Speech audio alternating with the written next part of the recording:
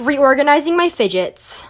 I've gotten a lot of new fidgets ever since I first organized my drawers, especially Poppets. So I think it's time to organize them again. Poppets first. And the rest of this drawer. I'm not going to change anything about the mochis, but this is a mess. My stress ball drawer is going to stay the same. This basket was for my Poppets before, but I'm going to change it to my dimples.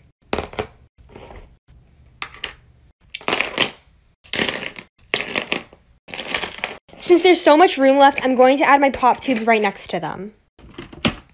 I'm just going to put a bunch of random fidgets over here. Okay, it's pretty filled now. Finally, the Poppets. Guys, everything fits except for this giant Poppet, which I'm just going to keep at the top.